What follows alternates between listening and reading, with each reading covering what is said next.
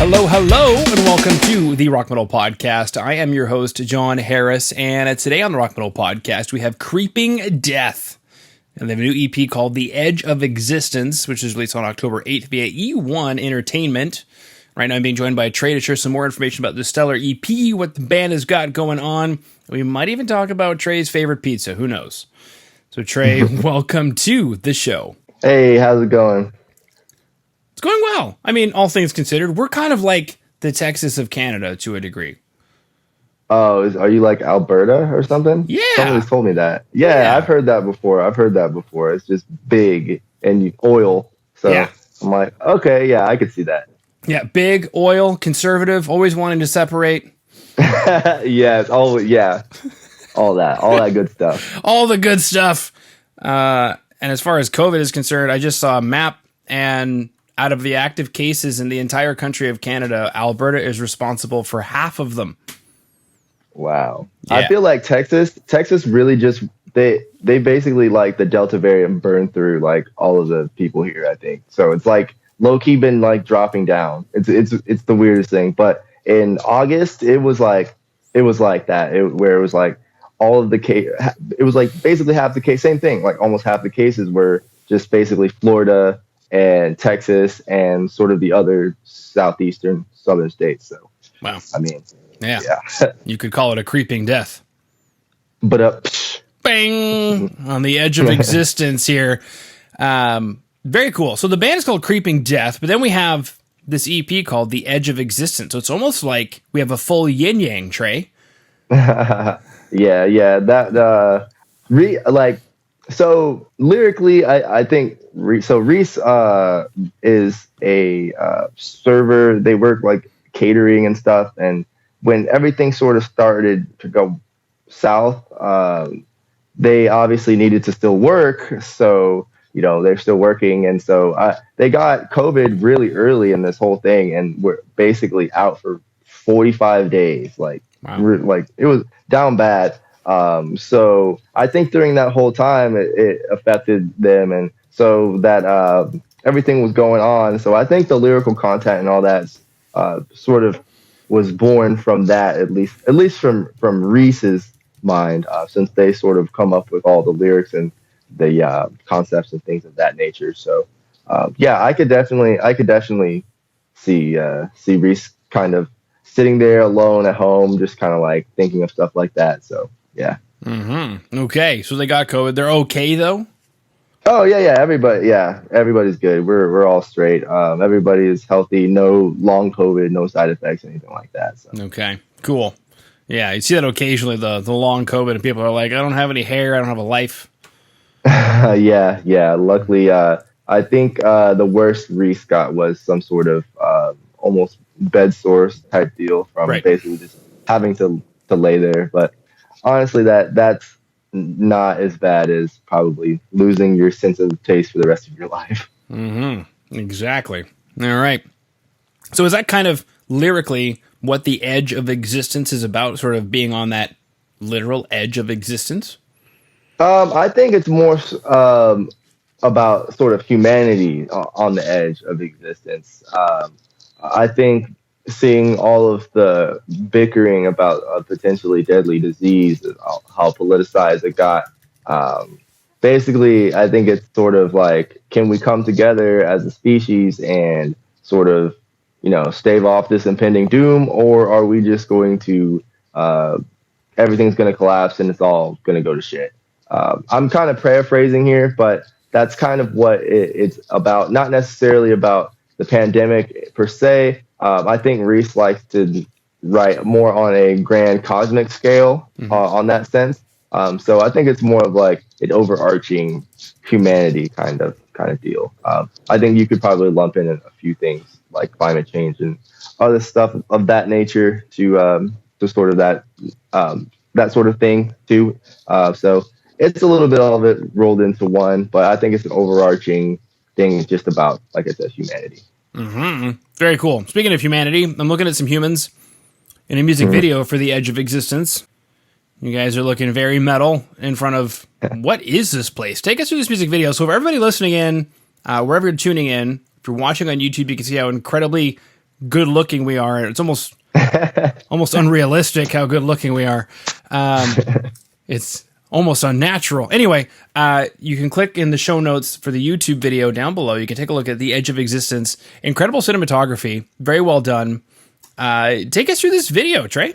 Yeah. So, funny thing about that video, it was like, so we wrote the song, we were getting the plan for the EP. We really were just like focused on trying to get the EP rolled out in a timely manner, because we knew that there was sort of a issue with vinyl and shortages of that nature. So we were more worried about that. And then the label was kind of like, oh, hey, by the way, you need to do a music video. So we were like, yeah. And then eventually, like, we sort of put it off a little bit late, and we were like, oh, shit, I don't know what to do. So we were like, we'll just do a performance video.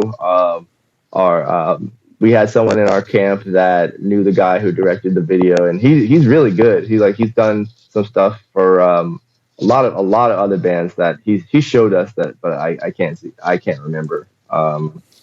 It was like non-metal bands, but like, bands that you would see on like Letterman and shit like that. So pretty legit dude. And it was just like him and his friend, and we pretty much went out to this area where they film in Atlanta. We went out to Atlanta. That was the deal. It was like he would do it for the cheap, but we would have to go out to meet him to film. And we were like, yeah, that's cool. Road trip. We don't really get to do that as much recently anyway. So we were down, drove out there, and we actually found out they filmed part of The Walking Dead there at certain points. It's like an area where it's like for studios specifically to like film videos. So we went out there, set up. He kind of had an idea of what he wanted to do visually, and since we just wanted to do a performance video, and we told him sort of what we had in mind for like one part of the song, and he was like, okay, sick. And then we just filmed it and did some effects, and it turned out great. Sometimes simpler is better. What is it? KISS? Keep it simple, stupid. So. That's right. I thought you were going to talk about the band for a second, but that is also. Oh, no. Yeah. Keep it simple. Those were knights in Satan's service. That's who those boys were. Man, going back in time, it's like, man, who comes up with that stuff? Well, as of late, it looks like people are coming up with all kinds of things these days. So I guess I'm not too surprised. But road trip to Atlanta, that's cool. Now, the funny thing is, as I was watching this video, I thought, I've seen this before in something, somewhere. Dude, probably, yeah. Some TV show. Like, every time you see a Georgia peach after the end of a credits, like, they filmed it in Georgia. So you probably, I know Walking Dead. There was another one that I think we found out that they filmed there. But yeah, specifically season 1, episode 4, I think Lincoln, our drummer, told us. Like, I think that in particular, that episode had some scenes there. So I don't know. Check it out, I guess. Yeah, and Lincoln would know. In all the years I've known him, that guy has never told a lie. Wait a minute, that was Washington. Anyway, cool. Road trip. Take us through the road trip. So from Texas to Georgia, how long is that? 2 days? 3 days? No, it's only like, I don't know. We drove straight there and got there like at night. I think we left in the morning and we got there like 11 or 12 at night. So like 12, 13 hours, something like that. Wow. It's not it's like painful, but when you're like touring a lot, it's not really that. It's like, yeah, we can drive to Atlanta just fine. Okay. So cool. I'm visualizing. I could probably bring up a map, but do you have to go around the Gulf, or are you coming in further north, so you just drive straight across? No, you go through sort of like East Texas, then you drive through Louisiana, then you drive through like Alabama, and then Alabama has a sort of what are those things? I forget. Everybody calls them something different, but the mix masters where all the highways meet up, and so you take one and it bridges off to Atlanta, and you go kind of northeast from Birmingham. So. Yeah, it's pretty much like just a straight shot east and then diagonally like northeast. So cool. What are some of your favorite things to do on a road trip, if not that road trip? Like, it sounds like a nightmare, but in making the best of it, what did you look forward to the most? Thither and hither and thither, there and back. Uh, there usually the anticipation of just like doing it is like kind of a, there's like a buzz, like, you're usually taking time off work and yada yada yada. It's like, all right, you're gonna hang out with the boys and do the thing. You're laughing and you're joking and you're jamming music, and that's always fun to look forward to. And then just actually getting to film it. And I just like traveling. Like I just like going to a different city. Usually we try to link up with someone we know for coffee or something like that. We weren't able to this time, but stuff like that. And then on the way back, usually we're just like, let's hurry the home, like hurry the fuck home, like let's go, like like we just want to get home, and so usually back, I guess the best part would be, I don't know, sleeping in the back. Like usually the back, it's a little bit more quiet. We're usually just stopping for bathroom breaks and things of that nature. So Yeah. We chatted about pizza earlier. Is the pizza different in Alabama from Louisiana to Georgia? Silly question, I know. Yeah, I don't like, honestly, like I have no idea because it's all we notice is like chains. Like you have to go like to the Northeast to actually to get like a difference in pizza. You know what I mean? Like right. Like there's a big difference between New York pizza and Chicago pizza and Detroit pizza and yeah. Connecticut pizza, even like they get, yeah, Connecticut has amazing pizza. A lot of people don't realize that, but I had no idea.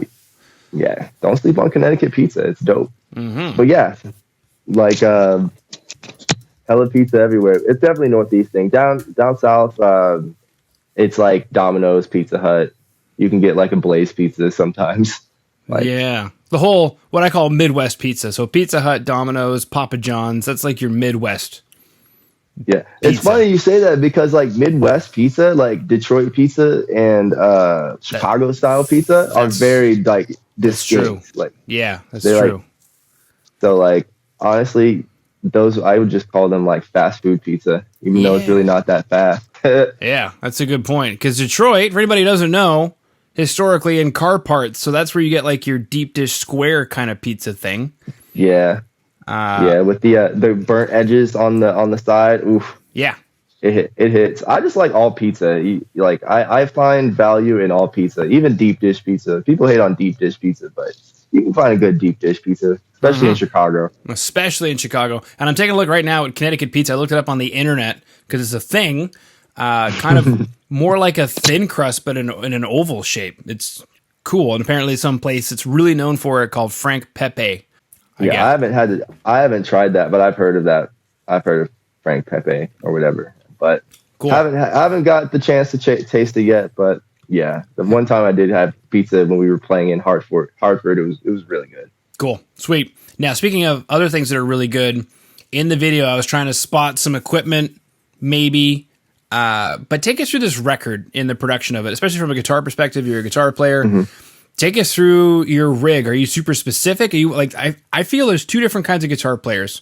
Ones who are like, they know their strings, their pick, their pickups. They've got the whole chain down exactly as they want it, and they're still searching. And then there's the other ones that are just like, give me something to play on. Yeah, that's funny because I'm definitely more of like, give me something to play on. Like Eric, our bass player, is definitely the tone god. Like, I consider myself a drummer. I started playing drums as like a musician. I didn't start playing guitar until I was almost like 20 years old. So wow. Like I've only been playing for, at this point, let's see, I'm 28. So yeah, like 8-9 years. Mm-hmm. So I'm still learning like things about tone, things about this, that. And Eric, he's been a close friend of mine for a while. One of my closest friends since I moved to Texas.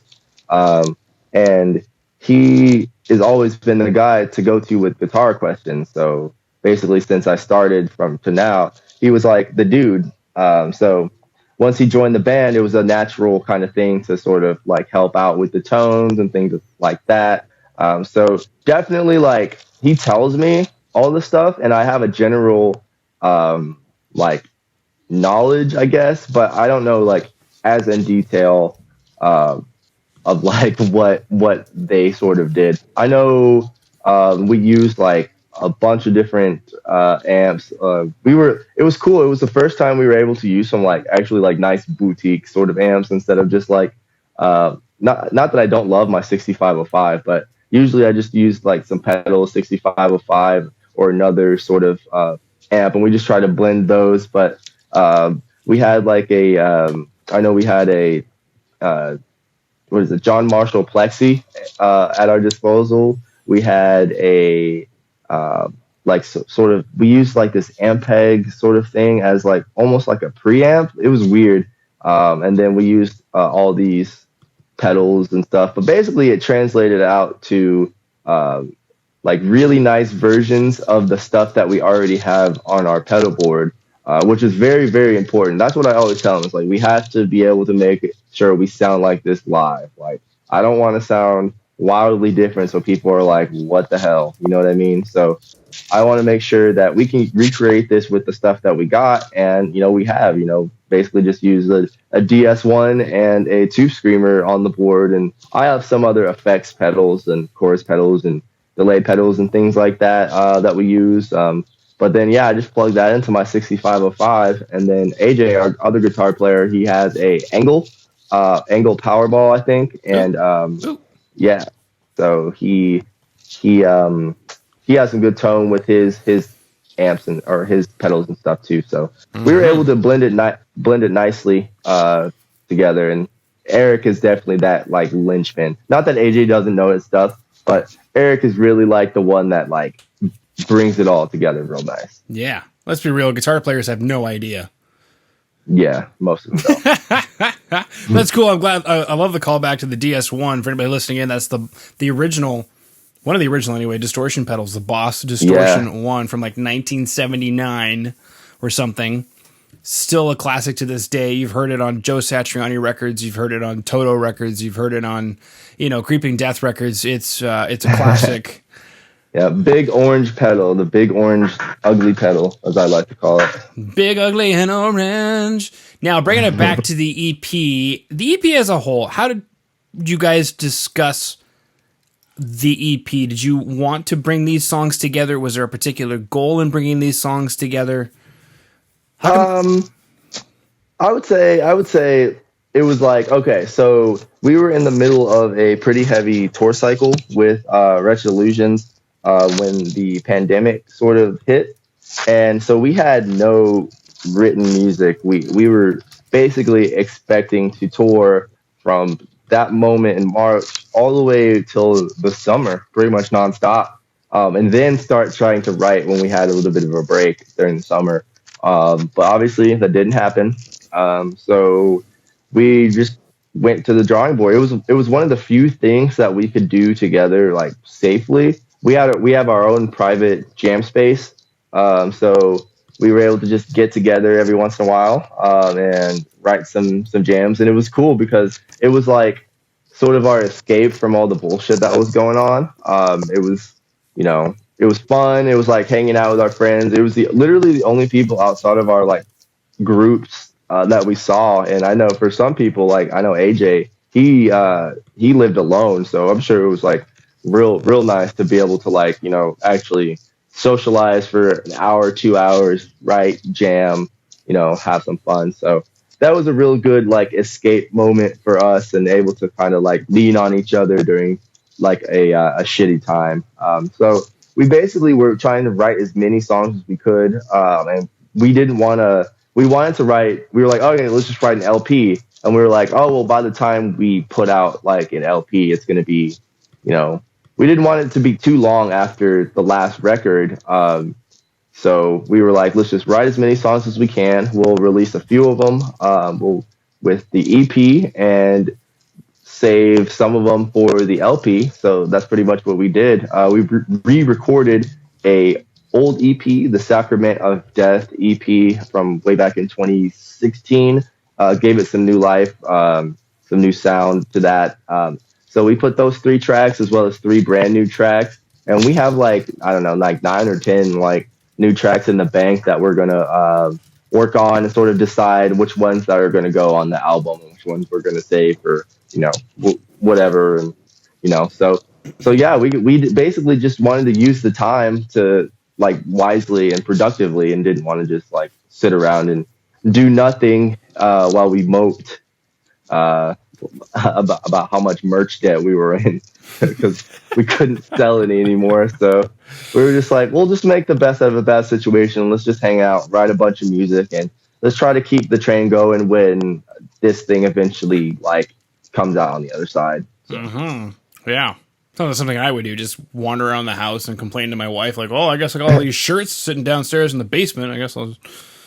Oh, that poor Eric. Poor Eric. He's married and he lives with his wife, obviously. And he, since he is just him and his wife, we send all of the merch to his house. So he had like boxes and boxes and boxes of like T-shirts and hats and tote bags and all of this stuff in his house for like months. Like we were trying to sell it. It was like trickling, like slowly just trickling. And there's still a bunch of stuff. Like I know we have some LPs, I think, still in his garage that we're going to probably take with us on tour. So, I mean, it's just, it is what it is. But yeah, that literally happened to us. Like Eric, at one point, Eric was like, "Hey guys, like we can't have anything shipped here right now. Like I just don't have the room. Like, I'm not even trying to be mean. I just don't have the room physically." It's like, Okay, I got you. Reminds me of PBS. Call now. We have callers standing by. If you donate $1,000, you can get this Creeping Death tote bag. Yeah, I honestly don't even have to donate. Please just, like, take them. At that point, we were just like, please, just take them. Yes. Take them from us. Yes. Next up, the fanny packs. I think that'd be cool if a band came out with fanny packs. I don't know why. We have. We've done it twice, and they sell out instantly each time. They're huge. I'm serious. They are a huge moneymaker, no joke. Like, we'll make a little bit of quantity, and one show, they're gone. Wow. Yeah. Okay. It's pretty crazy. Yeah, Rock Metal Podcast fanny packs. Anybody still listening in, defying all of the statistics I've ever seen, let me know in the comment section down below. Would you like Rock Metal Podcast fanny packs? Beautiful. Okay. Well, here's the thing. You wear them around the shoulder, not the waist. Okay. See, I'm from the 90s, the early 90s. So yeah. It was around the waist. And I remember at one point they came out with ones that you could conceal a gun in. And so at the time, we were down in the States, so my dad was like, "Check out this fanny pack," and then bam! I'm like, you really need to just...